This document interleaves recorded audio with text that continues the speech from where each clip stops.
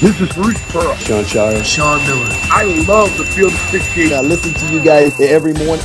Are we still live? UConn wasn't on my radar. From the bluest of the blue bloods to the smallest of the mid-majors, the only way to keep up with college basketball is through the Field of 68. Welcome to another episode of The Pod is the Roof, the Field of 68's very own UNC basketball podcast. I am your host, Jacob Karabatsos, joined as always by my co-host, Riley Davis. We have a lot to get to today.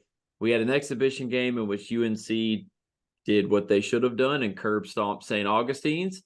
And we also have a miraculous mailbag from our lovely listeners with a bunch of questions stemming from lineups, stemming from non-con predictions, all the way up to what are our favorite bars. So we're going to be going through the whole Chapel Hill experience today. How we doing, Riley? I'm doing well, man. I know it's cold where you are. It's cold where I am. It's in the 40s in Durham. Was in the 80s earlier this week, but you know, it's tough to complain when this weather means that college hoops is right around the corner. And just personally, I like when it becomes, you know, a little bit of blue jean weather, mix some black jeans in there as well, getting my style back a little bit. But how about you, man? How are you holding up? Doing well. It is cold. It's officially go to your car and start it 10 minutes before you get in it season. The windows and the windshields of cars are frosty. The grass is nice and crunchy and dewy in the mornings. So that's only the sign of one thing, and that is the absolute peak of sports, where we have the intersection of football and all of our basketball. But most importantly, we have college basketball in approximately 4 days. And that is just a lovely sight to see. This will actually be our last episode where we're doing preseason preview stuff. Next time we speak, there will be a game played. So let's get right into it, man. We take care of business in the exhibition, absolutely destroy, just like we should. 117-53. Pretty close game, you know. Not too much of a blowout. So there was a lot of positives. The same starting lineup that, you know, we saw in the secret scrimmage, or that we heard about in the secret scrimmage. A few questions answered rotation-wise, but Withers was out. Seth Trimble was out, so it's going to be interesting to see how those guys end up getting their minutes. But, Riley, what were your biggest takeaways? Yeah, I think the first one that stuck out to me is just trying to observe it from a stylistic standpoint. Because like you said, there's not a ton you can necessarily take away from individual performances. I mean, it was awesome to see RJ score 17 points in 6 minutes, but we know that he's a bucket. He's been a bucket for most of his career, and especially against a school like St. Augustine's that we can really just out-talent, that UNC has the dogs to just overcome them. Maybe not a ton you can take away from that, but I love stylistically that Carolina looked to push the pace. That seemed to be a clear emphasis from the opening tip. You know, we've heard Hubert talk about it all offseason, that they're going to run more, that they're bringing back the secondary break. And it was pretty cool to see that in action, to see him make good on that promise, whether it was Cadeau running the break or Harrison Ingram. I thought Cormac Ryan passed the ball really well when he was in there too. I love seeing the ball popping. I love seeing a lot of movement in general. I think it was even the first possession of the game, Carolina ran a little give and go action out of a horn set with Armando and RJ. It was just pretty to see, man. And it's something that I think, you know, we won't see it to that extent, like as far as how potent and effective that was for, you know, a lot of the games. I think Carolina's not just going to have its way with every opponent like they did with St. Augustine. But I think a lot of that is translatable. You know, you want to see them looking to push, you want to see them looking to run and being willing to share the ball. It seems like there's good chemistry on and off the court. Yeah, I mean, it ultimately just goes back to, you know, Hubert has kind of implemented a different style than Roy, and it's been at the end of two different spectrums. We've had the championship run, and then we've had the probably most disappointing season ever in college basketball. So, I mean, it's tough. And as a Red Sox fan, I can relate to that because they are the kings of being either first or worst. But it's it's one of those things where you love to see it just from a simple, like, that's how they won when Roy was the coach. Like, it's just, it's like deja vu all over again, as they say. I mean, you get to see it. And yeah, I mean, I was very impressed with the pace. And I feel like when you do have two guards of Cadeau and Davis's caliber, you'd be doing yourself an injustice if you weren't playing with pace. And I could go on about how impressive Cadeau was, but we've talked about him a lot, and we will continue to talk about him a lot because I think he really is special. But just to give spotlight elsewhere, I just have to say I'm so impressed by Harrison Ingram. He is going to be an absolute animal in this system, on this roster. He's kind of the jack of all trades. He is the Swiss Army knife. The way that they utilized him was incredible. This is, I mean, you got to think, this is a guy who was a 5-star McDonald's All-American. He goes to Stanford. He's never been in the situation where he didn't have to be the guy on his team. And now he finally doesn't have to. Like, he just gets to play basketball, and everything that he was doing, like, they utilized him in every way. Sometimes he was the screener, sometimes he was cutting back door, sometimes he was spotting up, sometimes he was the primary ball handler. Like, he did everything. And defensively, I would say that, he's no Leaky in terms of, like, shutting down the opponent's best player. Like, Leaky was very special at that, but he is our Leaky this year in terms of the mix of frame, foot speed, length, and ability to defend basically every position on the court, unless it's a really big traditional center. But other than that, like, I mean, yeah, Harrison Ingram, he jumped in my UNC player power rankings. If I was coming out with my list, he jumped a few spots. Yeah, he was someone who really impressed me as well. I think, like you said, we saw the full gamut of his skills, from playing out of ball screens, from setting screens. You even mentioned him cutting back door. There was one play where he didn't score on it, but Armando set a ball screen. RJ got him the ball. Mondo made the pass off the short roll to find a cutting Ingram. He didn't finish through traffic. I think he might have drawn a foul, but still, it was like that kind of those kind of plays. It's like Carolina was sort of void of that ball movement last year, and I think when you watch Ingram, he is so cerebral with everything he does. He moves well without the ball. He's really makes really smart decisions when he's on the ball. And like you mentioned, his athleticism, I don't know. I'm a little skeptical that maybe he can stick onto guards. Like, I think Leaky, we saw him take Kihei Clark out of the game a couple times. Like, he really could guard shifty little point guards. I think Ingram, you probably want to keep him on 2s, 3s, and 4s in the occasional 5. But he was really active and made the most of having like a 7'1" wingspan. I think that's one other thing where if he does that every game and plays really smart and tough and he's active with his hands, that's going to be a huge boost for Carolina. Only critique that I'd give to him is there's a couple times where he wasn't super strong around the basket or didn't quite have the touch to finish like 5 feet away from the basket, which was one of the knocks on him at Stanford. Was his efficiency inside the arc was not where you wanted it to be from someone who's 6'6", 6'7". But still, as a whole, I think he's going to be exceptionally important to this team.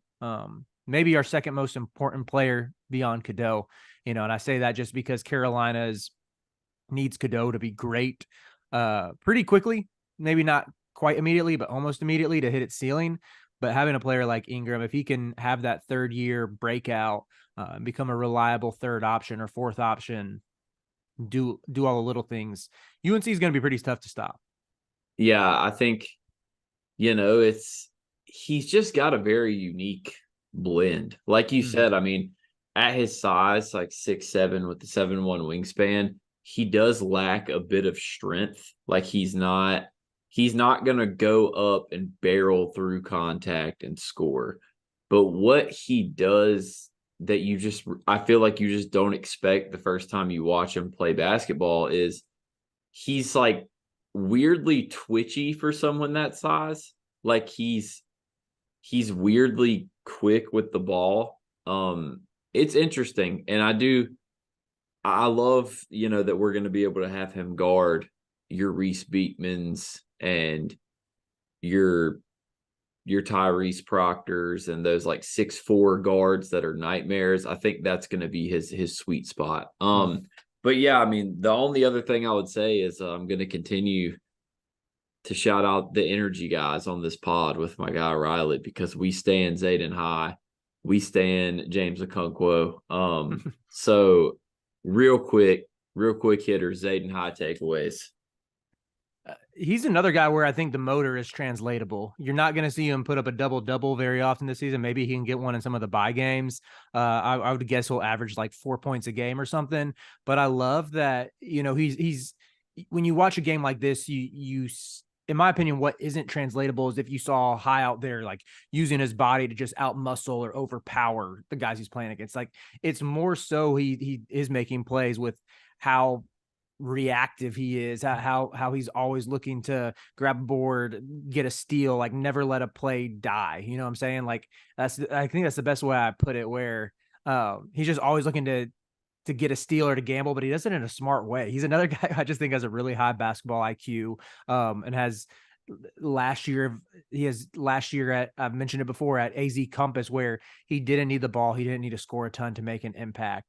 And I really think that's what this Carolina team is going to need in lineups where you're putting out guys like RJ and Cadeau and Cormac Ryan, who you have your 2 shot creators and a shooter or something, and you have Armando down low cleaning up the mistakes and grabbing offensive boards. Like, having an energy guy like that who can clean up some mistakes defensively and who's just going to hustle and make stuff happen, like, that's really valuable to have. So yeah, I continue to be high on Zayden High. And I think it's like, by Atlantis, at the very latest, by late December, early January, I think he's going to be the first forward/big off the bench. Like, I just don't. I mean, we say this every week, but it's literally just the truth. I mean, Zayden has 10 and 11. Okonkwo had 4 and 5, which is probably, like, I would guess, a realistic expectation for what both of them would probably provide. Somewhere in the 4 to 6 points, 4 to 6 rebound range, but they're also probably going to get 1 to 2 blocks. They're going to be super annoying. They're going to be super physical. They're going to be all over the place. And that's really what you need them to be. And I do think Zayden obviously has a higher ceiling than Okonkwo because he's a freshman. But I mean, I from what I've seen and from what UNC lacked last year, which was that physicality, which was that DNA on the court of like, we want it, we're going to play hard, you're not going to want it more than us. I wish they could have been on the team last year, because maybe they wouldn't have had those issues. I mean, these guys are just competitors, and that's what you want to see. But I mean, yeah, it was a really solid performance. I think it's a good sign going into a game against Radford on Monday. Obviously Radford is a lot better than St. Augustine's, but it's going to be interesting to see how the rotation pans out and everything. And that's what we're about to talk about a little bit, because we have our own thoughts from your mailbag questions about the rotation, about certain players, about, bars, X factors, everything. We got a ton to get to. So Riley, you can start from the top. Let the people know what the first question is. Yeah, this first group of questions is going to be pretty player specific.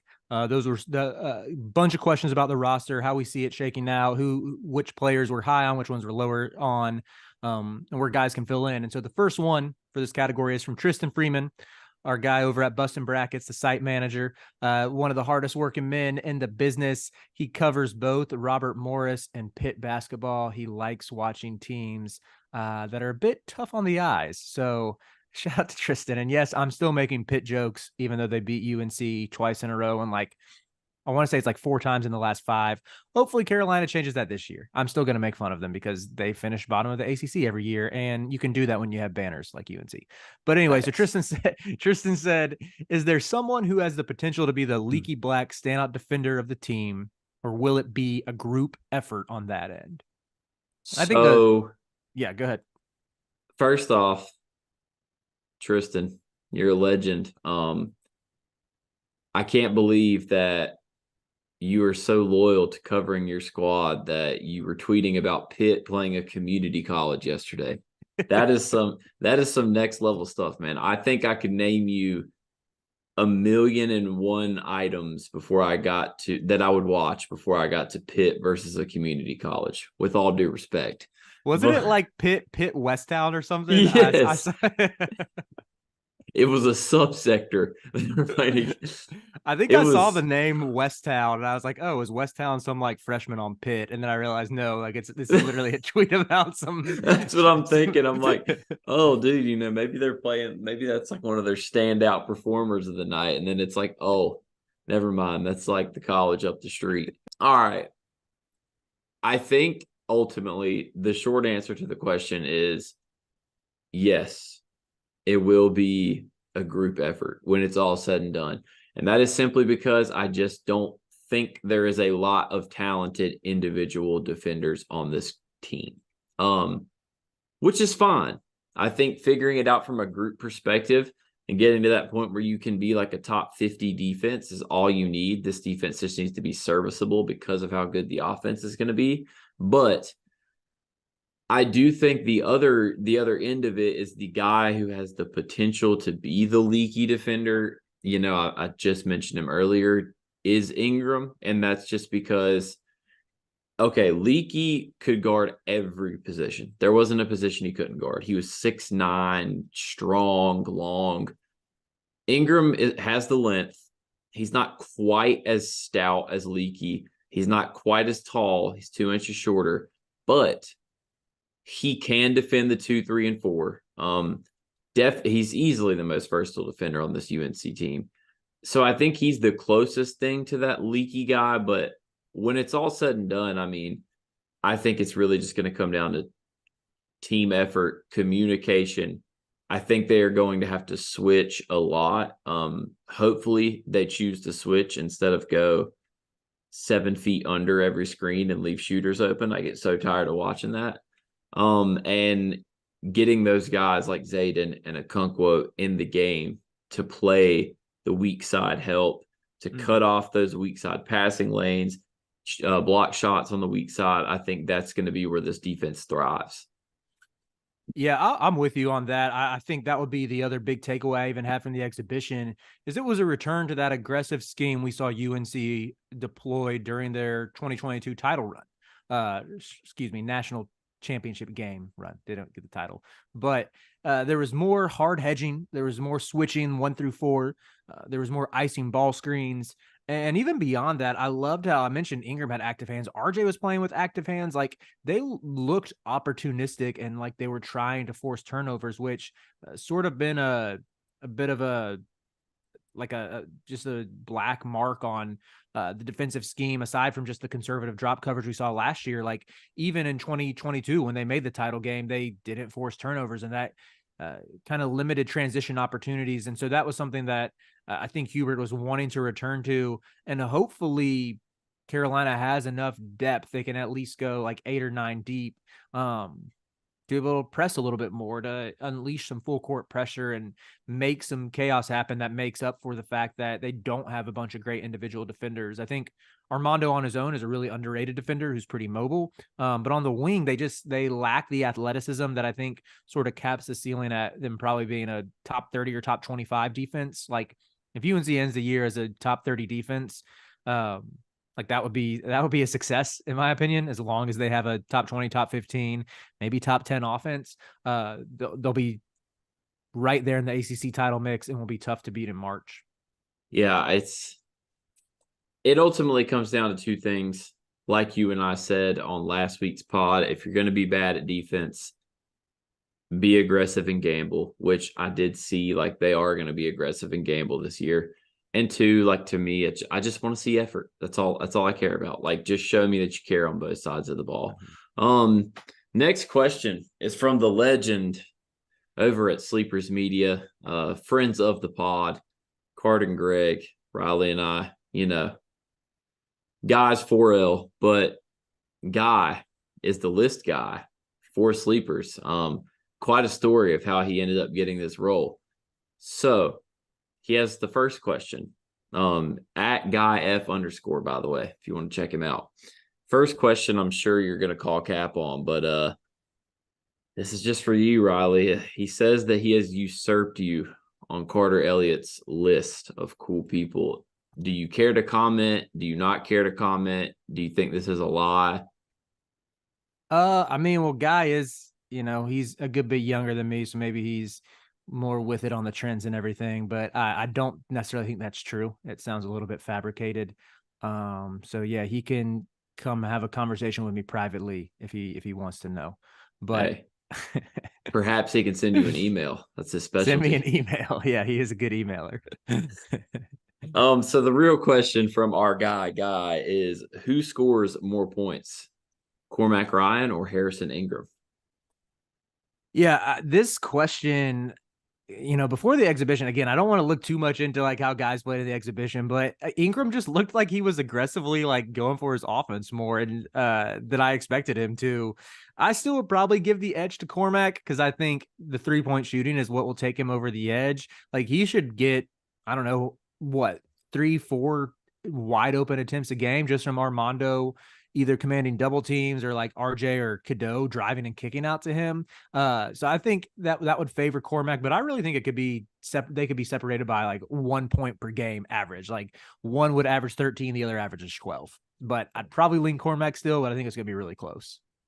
I agree. I think the way I look at it is I would lean Cormac simply because I think Cormac's role on the team is more geared towards his offensive output. Like they know Ingram can be on the floor and impact the game in a lot of ways. Whereas you have a guy like Cormac and, his main purpose for being out there is for you to draw up plays and for you to get him in sets where he gets open shots. So that's what he's looking to do. And I think he's going to be more consistent.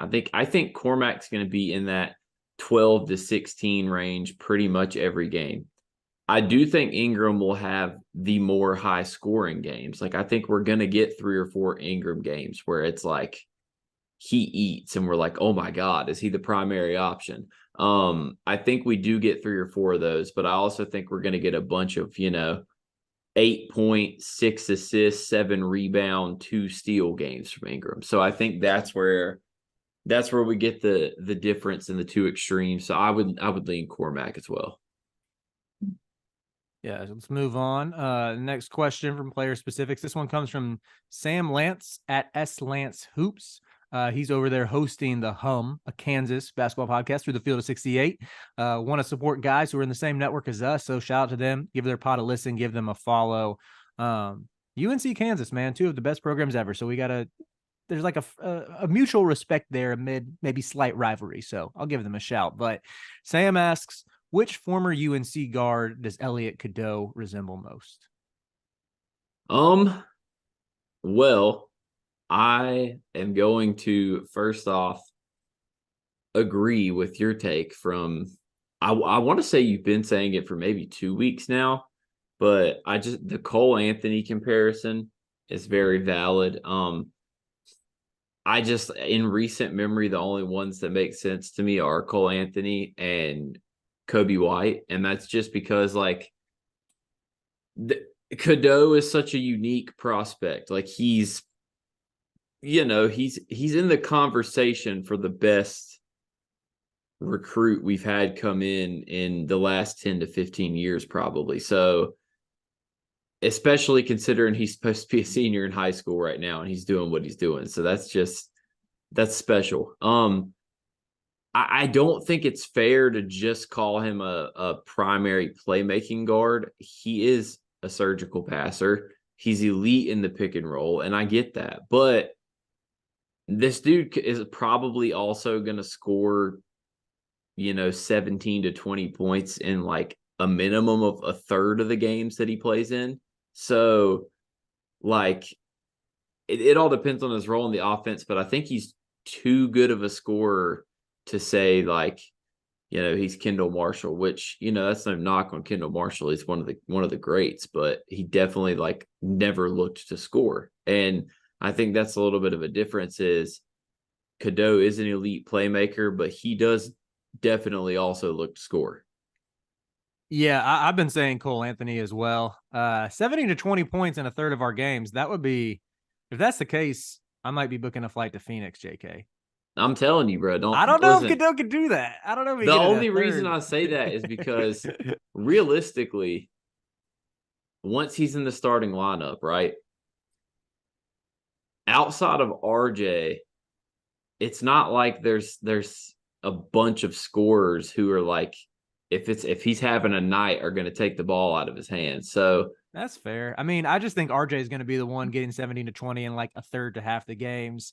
If I think like, it's interesting. I'm on board with the Kobe White comp. I think, don't think Cadeau is as good of a shooter as Kobe was. I don't think we're going to see Cadeau have that same like NBA step back move, like right off the bat that Kobe White did. But I'd say Cadeau's a better passer. Cole Anthony, it sticks out to me just with the athleticism and the burst and the crafty finishes through traffic. We flashed that again in the exhibition game, had that dunk in the lane that looked a lot like Cole Anthony. But yeah, Cole could be a pretty explosive scorer, as could Kobe.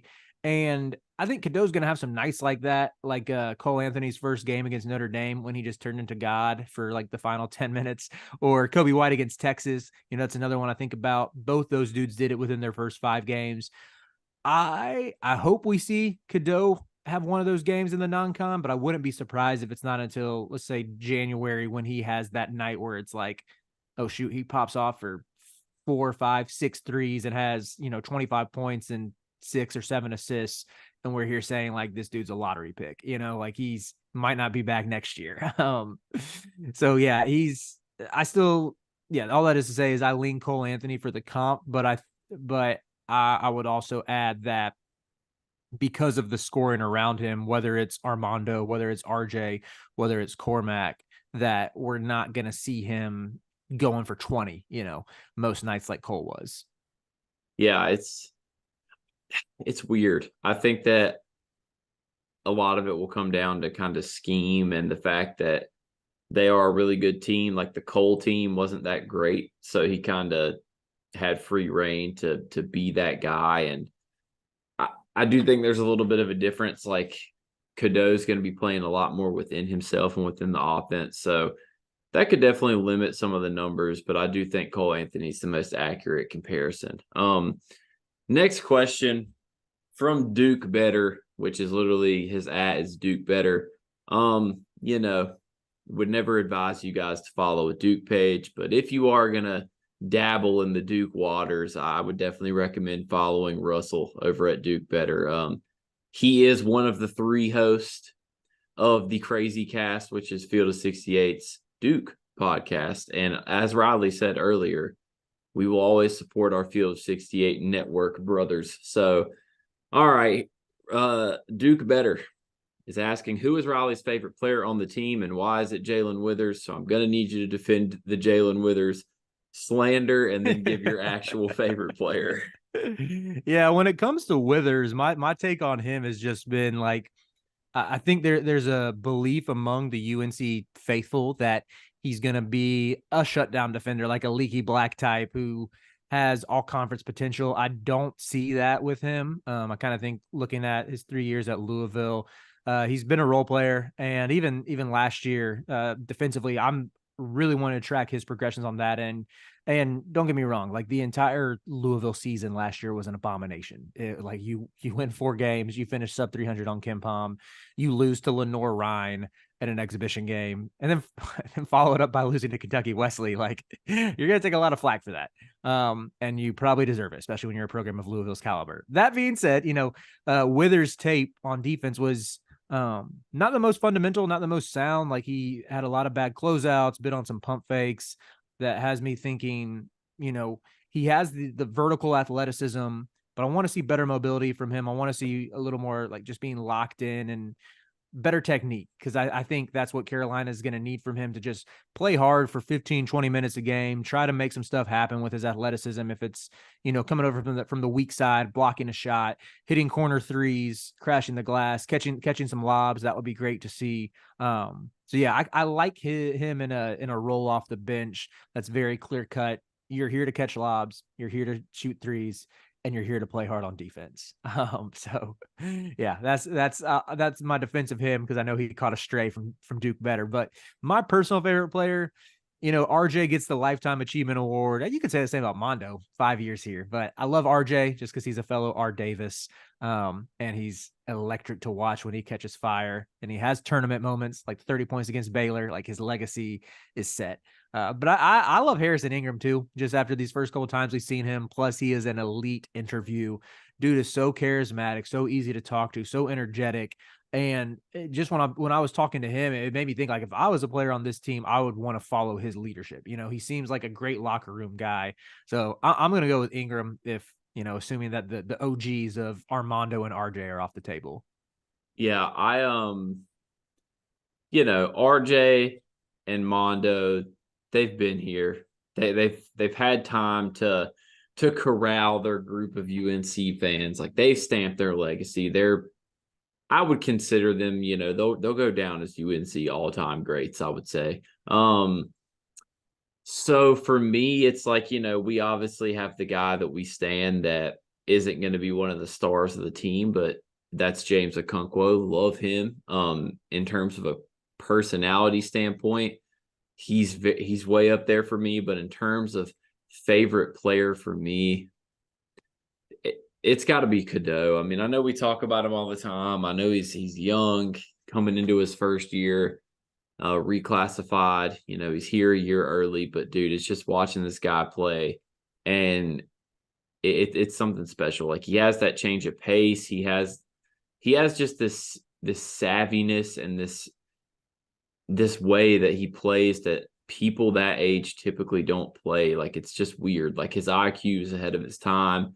And I also think he is, probably the lone guy on this team who's going to be like a really good pro player. And I love people that can keep the program's legacy alive at the next level. So for that reason, I say Cadeau. Hey, great answer. We'll move on. Kind of somewhat related to this is some rotation specific questions. And this one comes from Miroslav Holizdinky. Hold on. Let me make sure I'm saying that right. I want to put his Twitter handle is Myroslav, I think. It's one of the best Twitter handles I've ever seen. The dude's name is Miroslav, and his handle is Miroslav. I mean, that's amazing. His last name is Holodinsky. Yeah. I think that's it. He's our international correspondent, the best international UNC fan you'll find, a resident of Ukraine. So shout out to Miroslav. We appreciate the support. And he sent us two questions. The first one was, who will play double-digit minutes off the bench? This, for me, it just comes down to what is the starting lineup.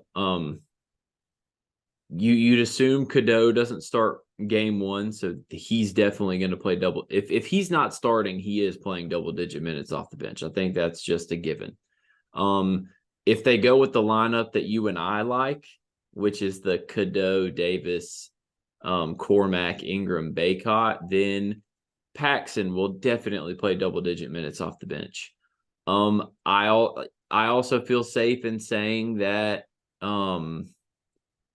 at some point, Zayden High probably plays double-digit minutes off the bench at some point. Other than that, it's up in the air, man, because, we haven't seen Withers or Trimble play yet. We have no clue how those minutes are going to be distributed.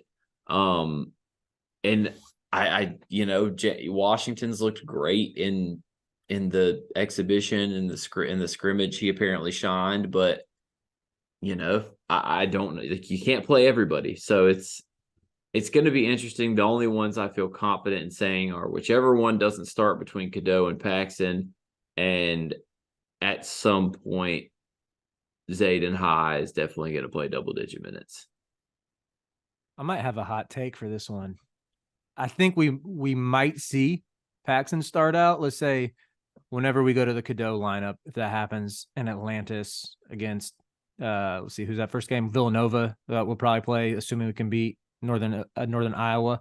I think Paxson will probably be getting 15-ish minutes a game then. I think by the time we get to like the heart of conference play, we're going to see Seth Trimble start to eat into some of those minutes. I can see it. That's because like he fulfills a need as far as a lockdown defender. We didn't even mention him when we talked about defense. I think he's by far the best perimeter defender on the team. And I think he's only 6'3", maybe 6'4", but he's built like a tank. He's got long arms, super freaking bouncy, super athletic in general. If he can get in the game and just hit corner threes and make smart passes, that's literally all Carolina's going to need him to do if he's sharing the court with RJ and Cadell. Just be a secondary, or not even, you don't necessarily have to be a secondary playmaker. Just make smart passes and knock down open shots, attack closeouts, and shut down like the other team's best perimeter option, whether it's assuming it's like a 6'6" wing or a guard or something. So yeah, that's my hot take with Seth. I think he gets there eventually. It just might not be right away. No, I agree, especially if they, when Cadeau is an everyday starter, it makes a lot of sense to sub Trimble in for Cadeau, especially in those gritty conference games where you need that hustle, you need that physical perimeter defense. Put Trimble out there next to RJ and, kind of swap the minutes like that. Now, I definitely see that happening. I definitely think there's a way where, like, unless Paxson just absolutely lights it up, he's not really in the rotation unless it's complete like offensive substitution, last second type of thing. Next one from a legend in the college basketball community, Kevin Sweeney at CBB_Central. Listen, he's one of the great ones, man. If you're not following him, I'm questioning your love for college hoops. He writes stuff all the time over at Sports Illustrated. You got to check him out. He asked us, if we were coaching Riley, how would we balance two big looks, such as Okonkwo Washington at the 4, with smaller looks like Ingram at the 4? Yeah, I mean, we've made no mistake letting know our personal preferences. We want to rock out with that small ball lineup. I'd start that from the jump. Think just the offensive ceiling, the offensive potency with that. This team's going to win games primarily with offense. Put your best players on the floor, let them go to work, push tempo, get buckets.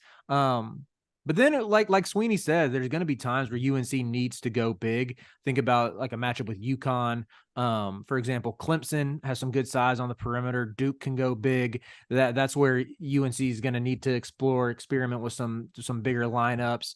So yeah, I still think long-term Zayden High is going to be earning the majority of the like backup 4 minutes. And, especially if you can move Ingram to the 3 for 10, 15 minutes a game, which say he's playing like 15 minutes at the 4, that leaves 25 minutes up for grabs. That I guess Washington, High, Withers will all let it sort out. I think Okonkwo probably settles in as a backup 5 to Armando in like anywhere from 5 to 10 minute a game type of role. But yeah, I think we've already hit on the ways that High can impact the game. And then when it comes down to either Washington or Withers, I'd lean toward whoever is providing a bigger offensive spark. Like if Withers shoots 36 or 37% from 3, I mean, he probably gets those minutes. Again, mentioned last week that Withers only has one season shooting above, I think 30%. Maybe as his first year at Louisville, he shot like 37% from 3 on a small volume. But, that's more his season last year of being able to make 43s. That's more than Jalen Washington's done at this point. So I'd say he's a little more proven. And I think he can be a viable option in spurts as well. Yeah, I agree. Also, you just got a brief appearance from my dog. Love to see it. He had to get on the pod for a little bit. But so for me, I think it literally just all comes down to matchups. I mean, I think that is the beauty of the depth that this team has. It literally comes down to what do we need that night? Like, do we need to play a 2 big lineup? Do we need to play a small lineup? I think that is the beauty. It's also going to make it very hard for Hubert, and it's also why I think this is a crucial year to see how good of a coach Hubert actually is, because how is he going to balance all this? But yeah, I mean, I think the key is, to me, you just have to have 3 shooters on the court at all times. I have no problem with going Okonkwo Bacot, Okonkwo High Bacot, so long as you have like Davis, Cadeau, Cormac, Davis. Like you can't put those guys on the court with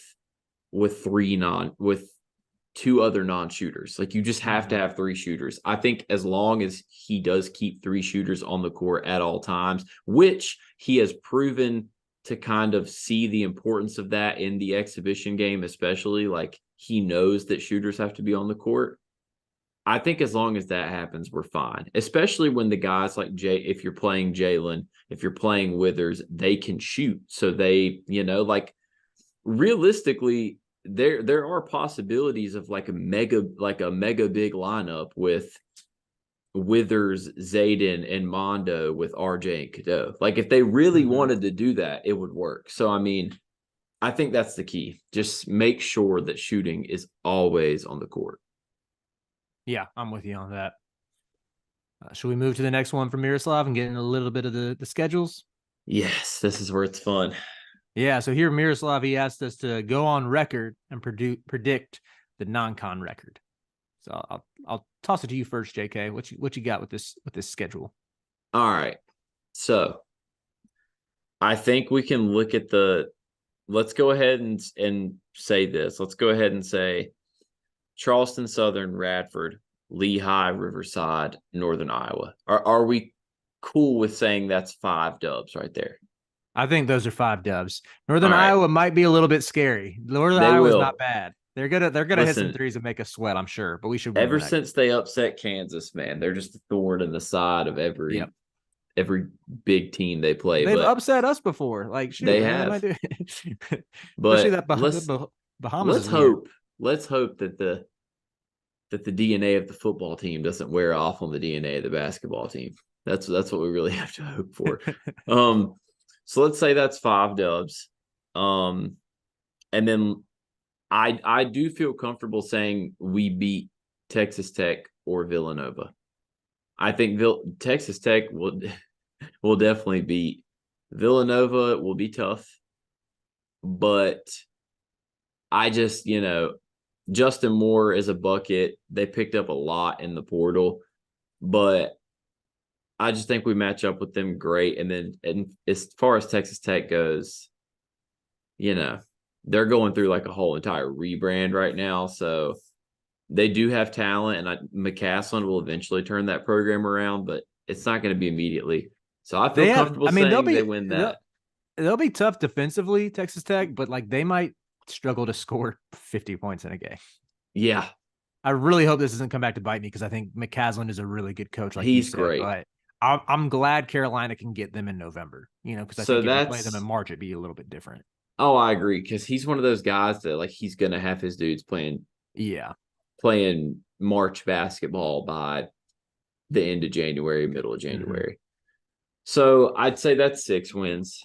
I do think Arkansas is going to be a very early wake-up call for this team.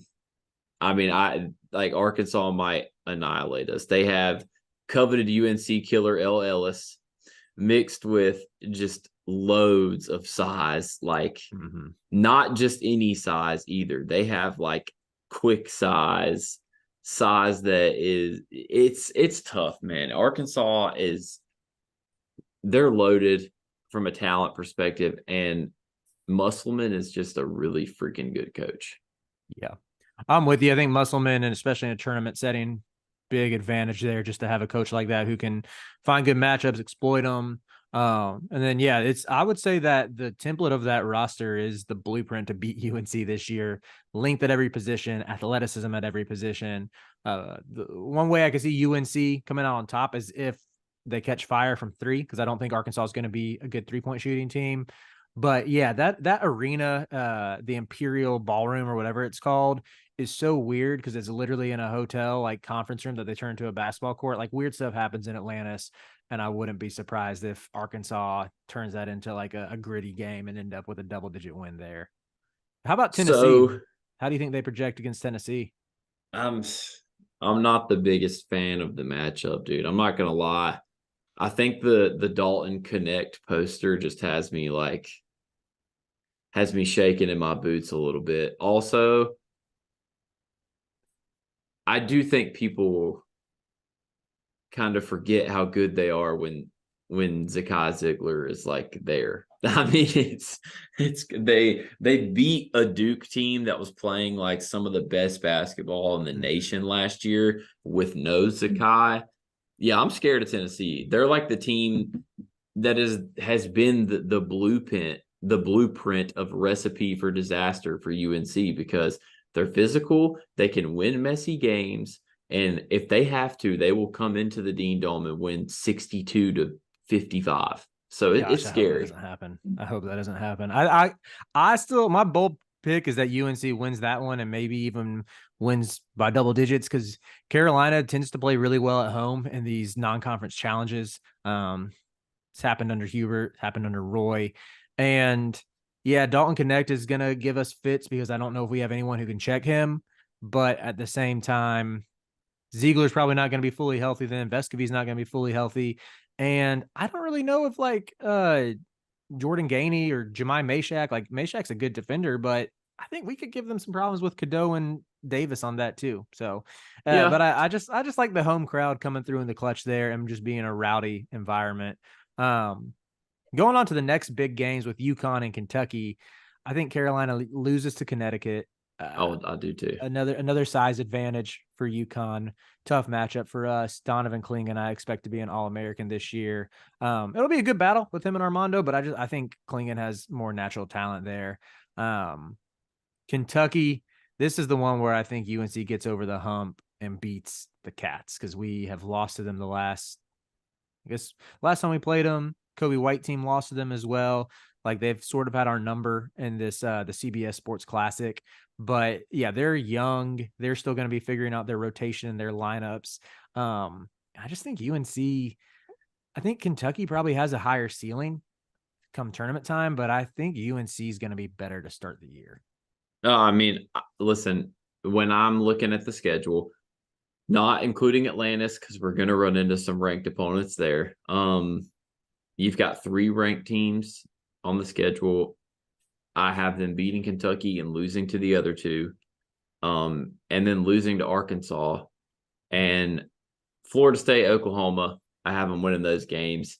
I have them going 9-3 in non-con. I'll say that loud and proud. I genuinely think 9-3 is 9-3 is probably the floor. Mm-hmm. Like there's an avenue. I'm afraid that's not the floor. I'm afraid like the floor is like 5 losses. I don't mean to be pessimistic, but I got a little bit of pessimism in me. The only reason I say that is because if, let's say they do lose to Villanova, all that's doing in my opinion, is just instead of losing to Arkansas, they lost to Villanova. So it's like they're not going to get an extra loss. And I just can't see them losing to any of the non-ranked teams on this non-con. Like, yeah, except Oklahoma. Oklahoma is the one exception. They got good guards. Oklahoma does. I wouldn't be surprised if like UNC is coming in really high off of like a Kentucky win, especially if they beat UConn too. If they get both those wins, maybe they're a little too high on themselves and Oklahoma makes us crush back to earth or something. I think that game helps that it's in Charlotte though. Should be a very pro UNC crowd. I can't imagine there's going to be more than like 15% Oklahoma fans there. But yeah, I still like, again, I don't mean to be pessimistic because I like what Hubert's shown so far with what he wants to do both on offense and defense. I think these pieces fit well around RJ and Armando, but there's still a fear in the back of my mind that's like UNC has struggled a ton against Q1 opponents in the non-conference like the last 4 years. Even when those last 2 years of Roy, it's been something that they can't get over the hump for some reason in November and December. So that's where my fear is. Like, I hope we don't start ACC play as like a 7-5 team that's long falling out of the AP poll, you know? Yeah, I mean, I definitely get that. I have the concerns too, like especially you've got last year looming on your mind. And then, to me, like after what I saw last year, like we still don't really know how great Hubert is. Like there's a lot of question marks. And I think the reason I'm high on the non-con is just literally simply for the fact that I don't think our non-con, I think our non-con's the perfect balance of it's not too tough. Like we're not running a gauntlet, but we're also playing enough games to know what we're made of and boost the resume for March. Mm-hmm. So that's the real reason I think I just don't think our non-cons like there's some teams playing some gauntlets this year. I'm just glad UNC is not one of those, because then no away games. We'd be looking at some dangerous territory. All right, now we're getting into the fun ones, man.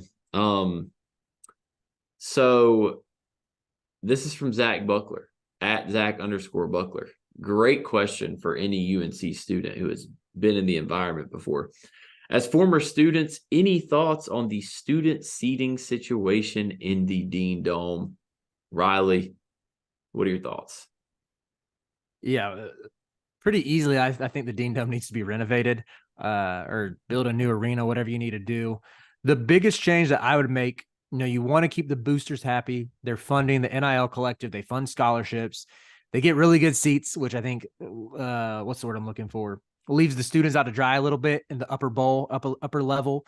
But with that, like the lower bowl is never like completely lit. There's a lot of people sitting down, a lot of people not cheering. And I will say, like, even amid this like structural challenge, the Dean Dome can be a pretty live environment on the right game. It's not always bumping. I wish it was, but especially a good non-conference bout, nice little ACC contest in February when the stakes are getting really high. It gets rocking, it gets bumping, especially the Duke game. Duke game atmosphere is incredible. But yeah, I'd love to see a renovation where you don't need to have 22,000 seats there. I think in a post-COVID world, we're not seeing as many people go to live sports events. Pare that down to 15,000 or so, make it louder, add some box seating, add some luxury suites. You keep the people with the deep pockets, they stay happy. They're in their comfortable seats. They drink their Prosecco. They eat their Gouda cheese. They live into that wine and cheese crowd label that Carolina fans so often get. Do that, give more seats to students. And like Carolina students, man, stop caring so much about school just for like basketball season. Don't kill yourself studying so hard that you miss basketball games. Go out to the game, support, get loud, and let's make this a good home court advantage. Yeah, I mean, there's just so many issues, man. Like the way that the student sections are placed just really sucks. I mean, you literally have to get there. Even it doesn't matter if they're playing Syracuse on like a random Tuesday.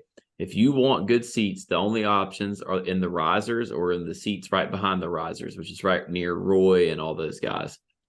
You're going to have to get there 4.5 or 5 hours early. And like most people on a random Tuesday can't do that. And it's like everyone tries though, because if you're not there, then you're like in the freaking upper level. And this is the only thing I would say is, I don't want to give Duke too much credit, but their stadium seats 12,000 less people than ours. They have boosters that give plenty of money to their basketball program, and yet they have zero problem getting their entire student section right there on the court, which is what makes that environment so hostile. That's the only thing I'd say. I just hate it. Like even being on the risers, like you're behind a goal. Like it kind of sucks. Mm-hmm. Like I've done it. I did it for the Duke game my senior year, but it just kind of sucks. I mean, I would much rather them kind of move everything like this way. Like if they're not going to build boxes, take those boosters and move them this way to where they're in that Roy Williams section to where it's not a bad seat at all. And then let the students be in the middle. Like let the students be in the middle. That's my take on it. Also, shout out to you with some really good math. I don't know if you looked this up beforehand. Cameron, I just looked it up. Cameron holds 9,000. The Dean Dome holds 21,000. You were spot on when you said it was a complete guess. It was a complete guess. All right, we'll wrap it up. Last question. We have another fun one. It's kind of a two joint questions from Joshua Dolgoff, J Dolgoff 3. He said, start, bench, cut, bars in Chapel Hill. He's not Goodfellows and Bob's. And then somewhat relatedly, Myron Goodman asked, what's the best spot to pregame in Chapel Hill for someone who hasn't been there in a while? So I'll turn it over to you.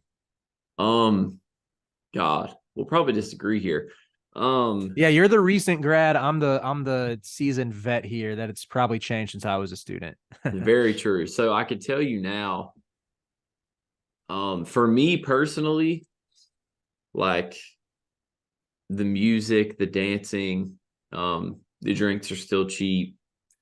That like they have 12 different LIT flavors and they're like $7 each. So I'm gonna say Goodfellas is my start, and I think Goodfellas is one of those places that like fluctuates. Like there will be 4 years where no one goes, and then there will be 4 years where everyone goes. When I was there, everyone was going. So I'm gonna start Fellows. The only reason I'm benching He's Not is simply because of the weather factor. You need to have good weather to go there. It's small inside, so if the weather's bad and it's packed, there's not much to do. But if we're talking good weather, then I'm going to start He's Not, every day. But the weather factor does take it into the bench for me. And then I'm cutting Bob's just simply because, like, I didn't ever really go there. Like, I went there a couple times. I just never was impressed. Like, I've been to the one at ECU, and they're just like completely different places. So, I mean, it's just not, I don't know. I just never really went to Bob's. Yeah, for me, like you mentioned with Goodfellas, no one went to Goodfellas when I was a student. I've been there exactly one time. That's the pickleback place, isn't it? Pickleback place. Okay, I guess I had some friends who might have gone to do picklebacks like every once in a while, but yeah, I never went to Goodfellas. I'm starting He's Not just because it's a staple, it's classic. Who doesn't love a blue cup? When you go to He's Not on a sunny day, specifically in the afternoon, like a Wednesday afternoon, really tough to beat. I'm still sort of sentimental to the indoor area upstairs where the ceilings are really low, the floor's sticky, and it's just kind of dingy. Like, good memories there still. I'm going to bench Bob's. Like, Bob's is fine. I didn't go there a ton, but I like the little outdoor patio area. And sneaky good place to watch a UNC basketball game. I watched UNC beat NC State there in Raleigh on a Marcus Page buzzer beater, one of like my junior year, I think. So yeah, good memories at Bob's. Even though it was not in the frequent rotation, also has the cover that was pretty expensive. And I'm cutting Goodfellas, and for reasons already mentioned. And if I can give a shout out to a more out there bar that doesn't get enough love in Chapel Hill, it's Linda's, because Linda's has amazing wings, great tots, always good craft beer on tap. So good vibes at Linda's, man. I always love to usually go to Linda's on a Thursday and get some wings and get a good beer and just enjoy time with friends. Linda's does have elite tater tots. Can confirm. And to answer your question, Myron, dude, if you're rolling up and it's not raining outside, you got to pregame it. He's Not, man. It's $8 to $10 depending on if you get domestic or import or whatever beer choice you have. It's a blue cup. It's massive. You get to keep the cup as a souvenir to say you went to He's Not. It's good times, man. There's always music. That's where you got to go if you're looking to pregame in Chapel Hill. I mean, that's just a fact. But yeah, I mean, that's the last of the questions. What a fun time, man. Answering all you guys' mailbags. We will definitely be revisiting the mailbag later on in the season. We might have to do a couple more, man. A little mid-season mailbag and all that stuff. But listen, like I said earlier, next time we talk to you guys, UNC will have played a game. And we will be breaking that down. Make sure you guys are clicking the subscribe button on this second channel. Make sure you guys are, following our pod at The Pod is the Roof on Twitter, following us on Twitter to stay up to date with UNC hoops all season long. Be safe. Enjoy a Tar Heel basketball game on Monday. Hopefully enjoy a football dub on Saturday. And we'll see you guys next time.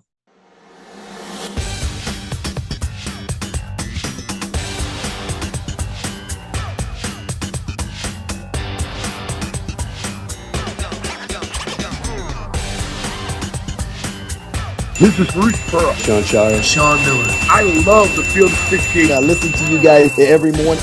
Are we still live? UConn wasn't on my radar. From the bluest of the blue bloods to the smallest of the mid-majors, the only way to keep up with college